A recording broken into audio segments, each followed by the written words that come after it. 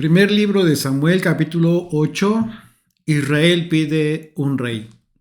La actitud que Dios siempre ha reprochado de parte de su pueblo ha sido la ingratitud.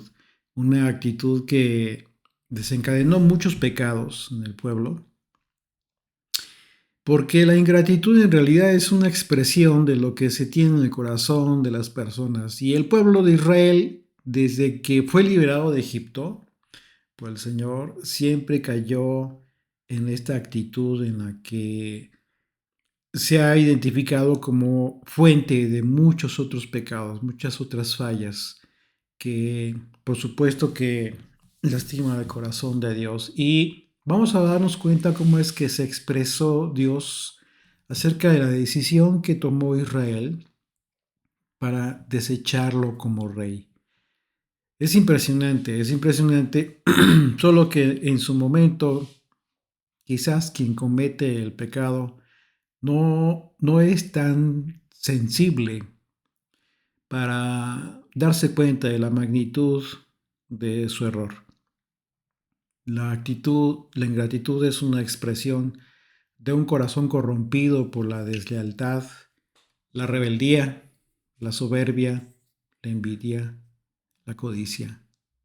Y en esta ocasión Israel se manifestaría en ingratitud a Dios por causa de la codicia, precisamente porque el pueblo codició la forma en que vivían las otras naciones.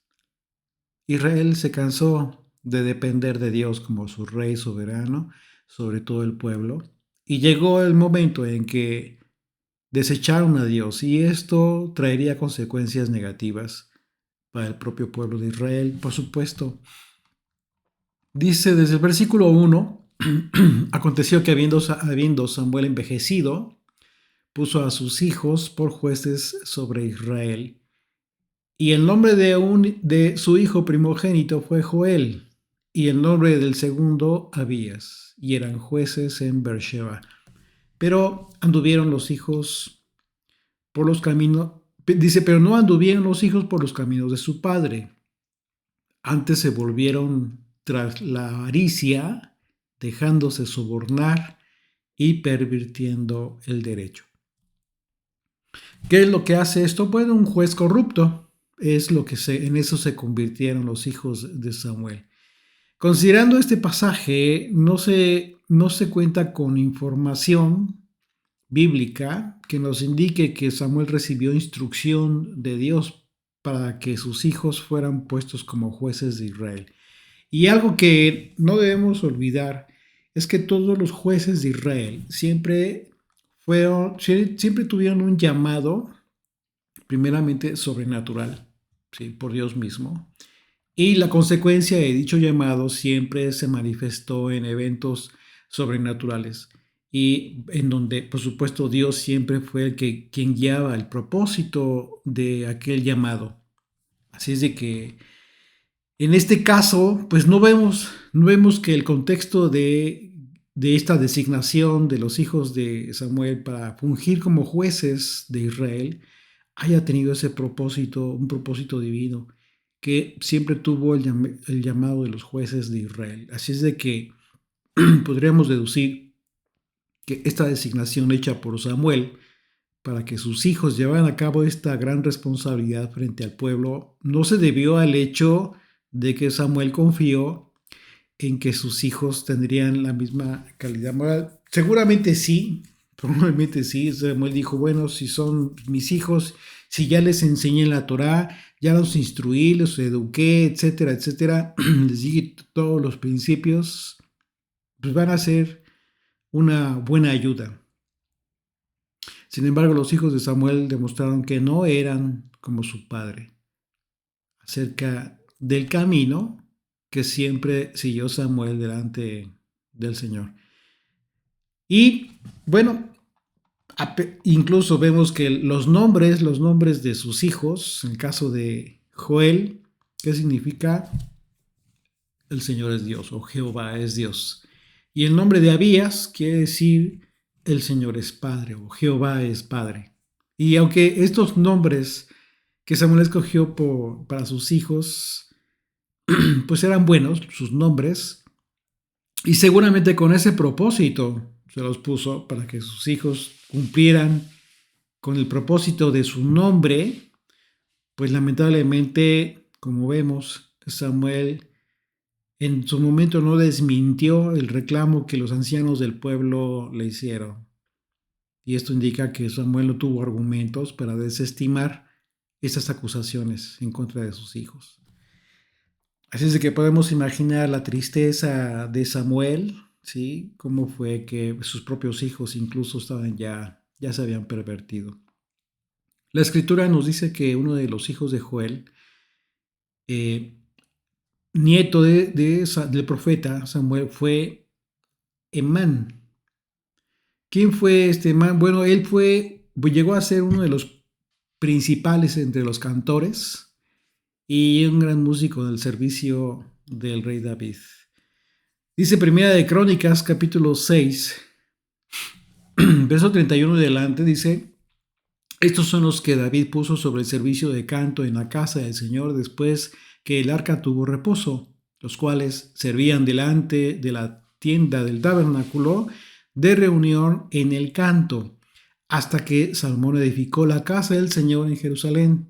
Después tuvieron en su ministerio, según su costumbre, estos pues, con sus hijos, ayudaban los hijos de Cobat, el cantor Emán, hijo de Joel, hijo de Samuel. Así es de que aquí estamos viendo que Emán tuvo una participación importante en la adoración al Señor a través del canto, estos cantos que establecidos en el reinado del tiempo de David.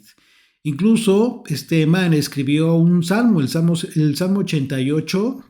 Ahí podemos ver el título del salmo, dice: cántico, salmo para los hijos de Coré, al músico principal, para cantar sobre Mahalat, masquil de Emán, Esraíta. Así es de que, ¿qué nos dice esto? Esto nos dice que el nieto de Samuel fue un hombre dedicado al servicio a Dios, a pesar de que su padre, Joel, el padre de Emán, hizo mal delante del pueblo y delante del Señor. ¿Qué nos enseña esto? ¿Qué principio tú puedes ver aquí? Bueno, no es una enseñanza importantísima para nosotros como padres, porque independientemente de las expectativas que nosotros podamos tener como padres respecto de nuestros hijos, jamás debemos de dejar de hacer lo correcto con ellos. Jamás debemos de darle la educación, la disciplina y el amor en el conocimiento de Dios con el propósito de edificar la fe de nuestras generaciones. Así es de que no importa, no te desanimes si en un momento dado alguno de tus hijos no, como dice aquí, dice el pasaje que el reclamo de los ancianos para Samuel fue que sus hijos no seguían sus pasos. ¿Qué significa esto? Pues que no tenían su fe, no eran temerosos del Señor, no cumplían la voluntad de Dios. Y quizás pudiera ser que de repente tú consideras que alguno de tus hijos no pasa con ellos algo así. Bueno, si ese es tu caso, mi consejo es que no te desanimes. Finalmente, tú tienes que cumplir con un propósito, con un objetivo. ¿Cuál es? La edificación de sus vidas, sembrando la semilla de la fe. Y finalmente, el Señor hará lo que corresponda con relación a su vida. Y si es hijo, finalmente el Señor lo va a traer. Si tiene que quebrarle una patita, como el pastor a la oveja, lo va a hacer, con tal de que esté con él. Así de que, con tal de que no se pierda. Así de que esto que vemos en este nieto del profeta Samuel, pues es algo muy importante, es una enseñanza muy importante para todos, que vemos que a pesar de que su hijo primogénito de Samuel se comportó mal delante del Señor, avergonzó incluso a su padre, a sus padres, con la actitud que tuvo. Dice el verso 4, entonces todos los ancianos de Israel se juntaron y vinieron a Ramá para ver a Samuel y le dijeron, aquí tú has envejecido y tus hijos no andan en tus caminos. Por tanto, constitúyenos ahora un rey para que nos juzgue como tienen todas las naciones. Fíjate bien qué tremendo lo que le están pidiendo aquí a Samuel. Los ancianos de Israel fueron a ver a Samuel y le expresaron estos tres motivos, que al parecer de ellos pues era una justificación para pedir que les constituyera un rey. El primer motivo fue que Samuel ya era un hombre viejo. El segundo motivo fue que los hijos de Samuel, que debían apoyarlo en el servicio al pueblo, en realidad no andaban en sus caminos, es decir, que aunque Samuel haya tenido la intención de servir al pueblo, ¿sí?, a través del servicio de sus hijos como jueces, pues en realidad eso no resultó. No resultó como esperaba Samuel por causa de la maldad de sus hijos. Y el tercer motivo fue que querían un rey como las naciones, como las otras naciones.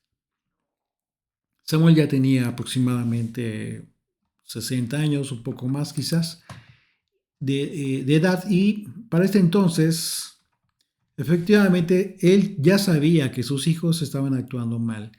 Sin embargo, lo que en realidad desagradó más a Samuel fue la petición en el sentido de que les constituyera un rey para que gobernara sobre ellos. Y esto le molestó mucho a Samuel, por dos razones. La primera, por querer ser como las demás naciones. Recordemos que uno de los mandamientos que siempre el Señor insistió con Israel en el tiempo de Moisés fue que fueran una nación diferente, que no fueran como las otras naciones, que fueran apartados, que fueran santos. ¿Y qué significaba esto? Bueno, que fueran consagrados, que sus vidas fueran consagradas al Señor. ¿Cómo? Siguiendo sus leyes, siguiendo sus principios. Sin embargo, al querer ser como las otras naciones, es decir, comenzando con un reinado de hombre, pues esto ya desataba, por supuesto, infinidad de consecuencias que esto trae en sí mismo, ¿no? Así es de que esto, por supuesto, que les agradó mucho a Samuel, porque recordemos que en el capítulo anterior vimos que Samuel exhortó, después exhortó a Israel para que dejara sus altares, sus Astarot, los altares a Baal, la idolatría. Y vamos a ver cómo es que esto en esencia, esta petición que hizo el pueblo, tenía que ver precisamente con idolatría. Y no lo digo yo, ustedes mismos lo van a leer en el propio texto en sus Biblias. Esto representaba un acto, por supuesto, de ingratitud muy grande de parte del pueblo, porque el motivo para creer que se les constituyera un rey no era el adecuado, porque la petición se encontraba ligada al hecho de querer ser como las otras naciones. La Torá describe el mandamiento acerca de la designación de un rey y las condiciones que debían darse para esta designación. Sin embargo, vamos a poner atención en el mandamiento, porque ese mandamiento advierte claramente que Israel sería el que querría un rey, no que fuera el deseo de Dios. Literalmente así se expresa. Y bueno, el otro motivo que molestó mucho a Samuel, ¿cuál fue? Pues que estaban desechando literalmente a Dios como rey sobre su pueblo. Entonces, por supuesto que Samuel tenía razones de sobra para estar molesto. ¿Qué dice este mandamiento acerca de los requisitos para que Israel tuviera un rey? Vamos a poner atención en el contexto, porque te vas a dar cuenta que no es que haya sido voluntad de Dios que tuvieran un rey, que designaran ellos un rey, sino que advierte como proféticamente que Israel caería en este acto de ingratitud. Pero para entonces dice, bueno, si van a hacer esto, cuando menos cumplan estos requisitos. Fíjense bien, Deuteronomio capítulo 17.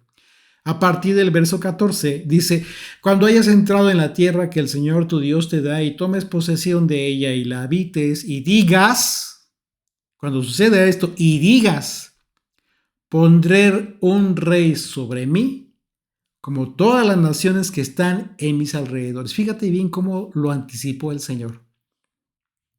Dice verso 15, ciertamente pondrás por rey sobre ti al que el Señor tu Dios escogiere. Primer requisito.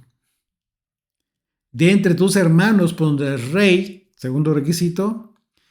No podrás poner sobre ti hombre extranjero que no sea tu hermano. Entonces, y bueno, continúan otros requisitos, pero aquí el contexto, lo importante es cómo es que en la sabiduría del Señor, desde el tiempo de Moisés, advierte que Israel finalmente terminaría por pedir un rey. Como vemos, el pasaje advierte proféticamente que lo que Israel iba a querer tal cual como las demás naciones, dice el mandamiento, como las demás naciones, de manera que esta es otra razón que nos confirma que esta decisión que estaba tomando el pueblo de Israel nació de la ingratitud del pueblo.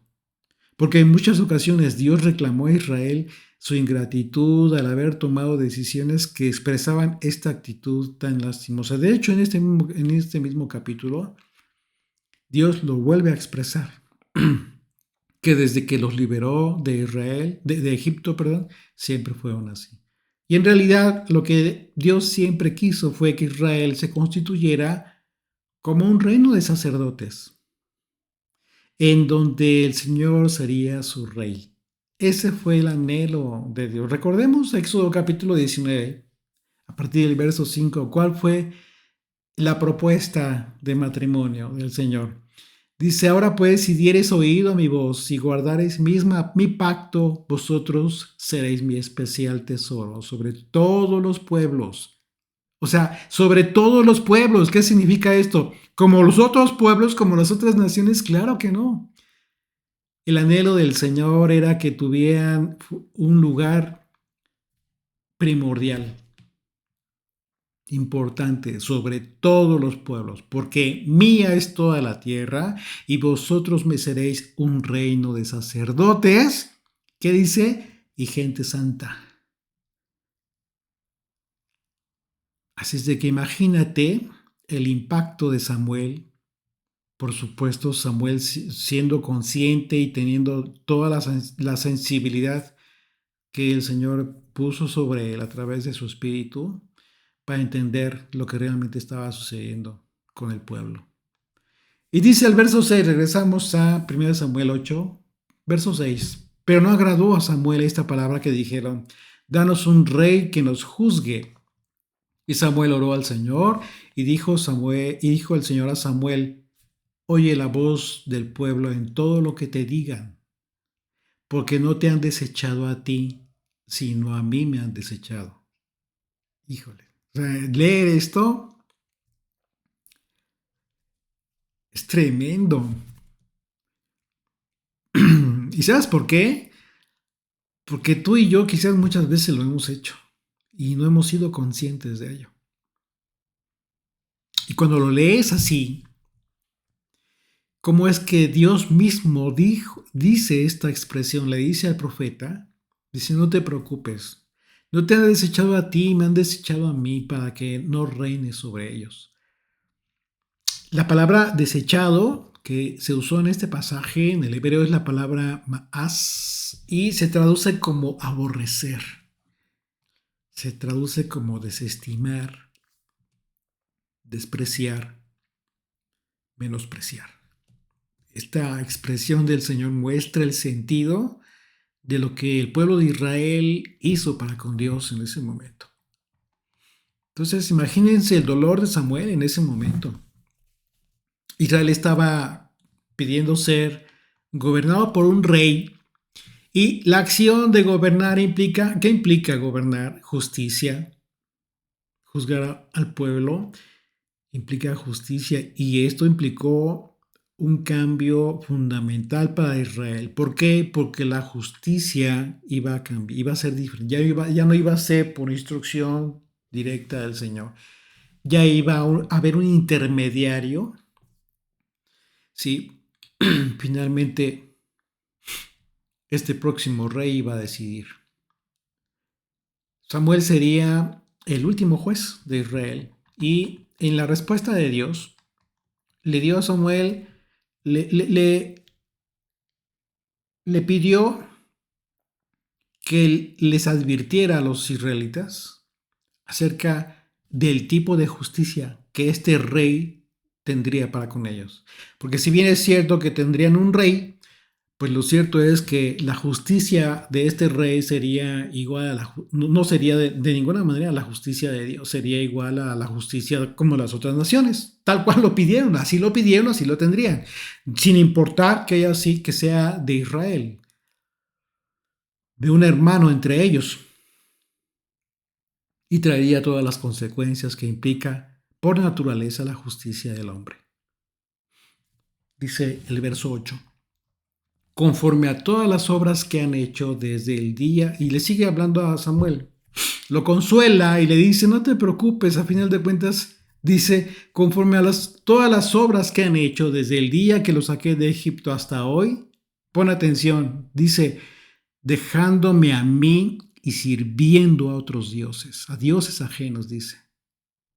Te dije que no era tema mía o el tema de la idolatría. Dios mismo lo aseguró, lo confirmó. El sentido, la esencia real de esta petición provenía de esta idolatría que finalmente continuaba teniendo Israel. Así hacen también contigo. Entonces, en esta expresión de Dios podemos ver el sentido de la decisión que estaba tomando el pueblo de Israel, porque el Señor se refirió a la idolatría al mencionar que siempre habían tenido estas obras desde que lo sacó de Egipto, dejando al Señor y sirviendo a dioses ajenos.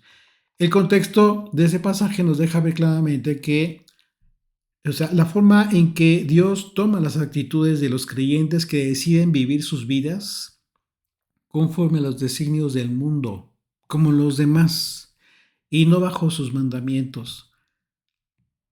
Porque es muy claro que lo que estaban decidiendo los israelitas era seguir al hombre y dejar de seguir a Dios. Finalmente, estaban yendo una vez más en sentido contrario a la voluntad del Señor. Verso 9. Ahora pues oye su voz, mas protesta solemnemente contra ellos y muéstrales cómo les tratará el rey que reinará sobre ellos. Es decir, no es que lo iba a disponer el Señor. Está advirtiendo, está anticipándose a lo que la naturaleza del hombre es en realidad cuando juzga, cuando gobierna, cuando reina. La palabra protesta, aquí que leemos el verso 9, se refiere a un testimonio dado solemnemente ante una autoridad. Protesto fielmente, servir. ¿Esto qué significa? Que si querían escoger a un rey, debían saber bien cuáles serían las consecuencias de esta decisión que estaban tomando y después tendrían que vivir con su elección, con las consecuencias de su elección. Es el verso 10. Dice, y refirió Samuel todas las palabras del Señor al pueblo que le había pedido rey. Dijo pues, así hará el rey que reinará sobre vosotros, y comienza a detallarle todas las características.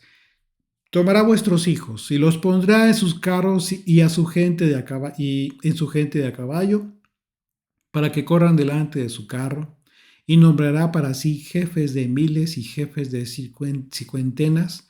Los pondrá a sí mismo a que aren sus campos y cieguen sus mieses, y a que hagan sus armas de guerra y los pertrechos de sus carros. Tomará también a vuestras hijas para que sean perfumadoras cocineras, amasadoras.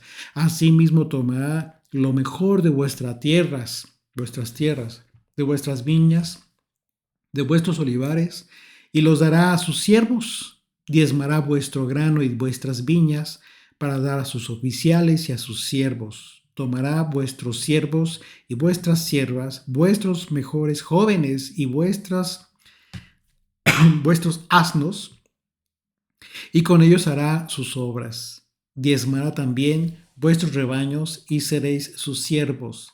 Y clamaréis, verso 18, y clamaréis aquel día a causa de vuestro rey que os habéis elegido, mas el Señor no os responderá en aquel día.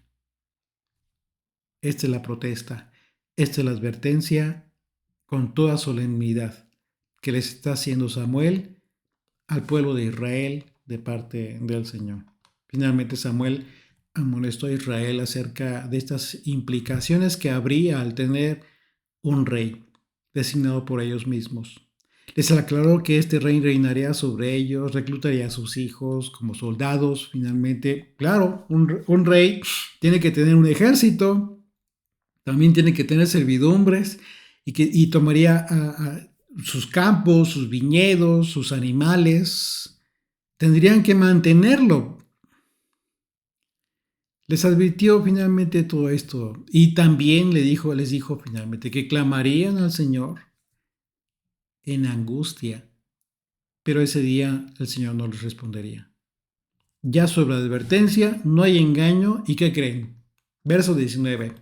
Pero el pueblo no quiso oír la voz de Samuel y dijo: no, sino que habrá rey sobre nosotros y nosotros seremos también como todas las naciones.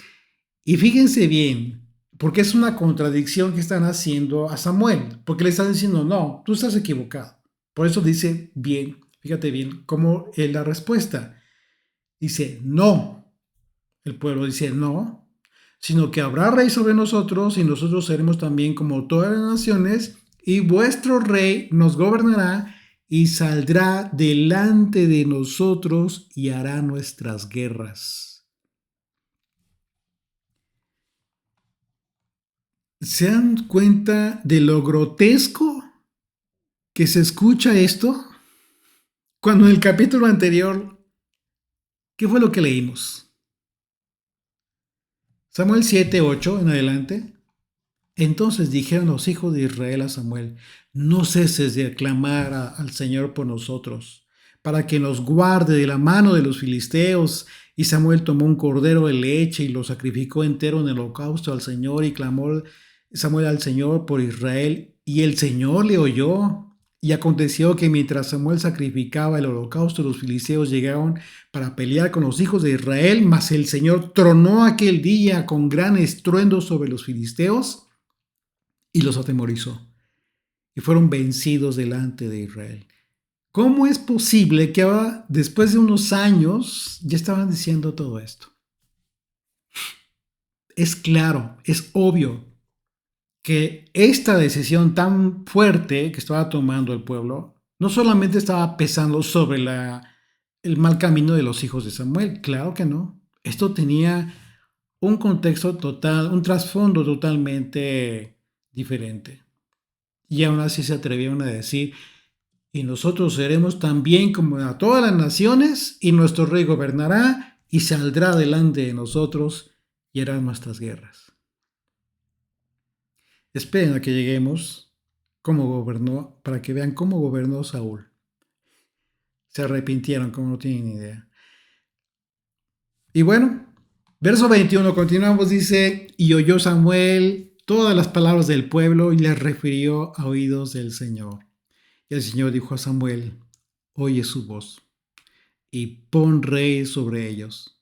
Entonces dijo Samuel a los varones de Israel: idos cada uno a vuestras casas. ¿Ya? Finalmente sería así, pero ya tendrían que esperar las instrucciones para esta designación. Los hijos de Israel iban a cumplir su deseo. Dios iba a darles un rey. Lo que había ocurrido en los tiempos de Moisés era algo que aún continuaba sucediendo, esto continuaba dándose. ¿sí? Y continuaría dándose muchos siglos después incluso. Salmo 106, verso 13 en adelante dice, bien pronto olvidaron sus obras, no esperaron su consejo. Se entregaron a un deseo desordenado en el desierto y tentaron a Dios en la soledad. Y Él les dio lo que pidieron, mas envió mortandad sobre ellos. Dios les concedería a Israel un rey.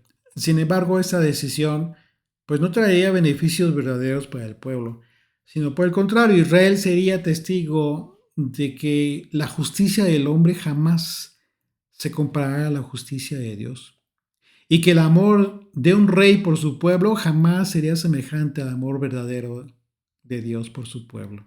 Por el contrario, el primer rey de Israel, aquel que sería ungido por Samuel, muy pronto se manifestaría en injusticia y rebelión para seguir sus propios caminos y no los del Señor. Incluso para perseguir a aquel que sería ungido del Señor, el rey David. A pesar de la ingratitud de Israel para con Dios, el Señor continuaría guiando a su pueblo, pero solo a través del profeta Samuel, quien transmitiría las palabras de Dios. Y el rey las aceptaría o las rechazaría, según él mismo decidiera. Así es de que Israel hasta ese momento había tenido a un rey en Dios. Sin embargo, el pueblo en su justificación en realidad lo que quería era tener la imagen de un rey, descubriendo así en sus corazones que persistía la idolatría, que años atrás Samuel ya les había exhortado que abandonara. Su deseo de un rey era en realidad el deseo de alguien con la imagen que ellos creían que un rey debía tener. Y justo por ello el Señor le dijo a Samuel, conforme a todas las obras que han hecho desde el día que los saqué de Egipto hasta hoy, dejándome a mí y sirviendo a dioses ajenos, así hacen también contigo.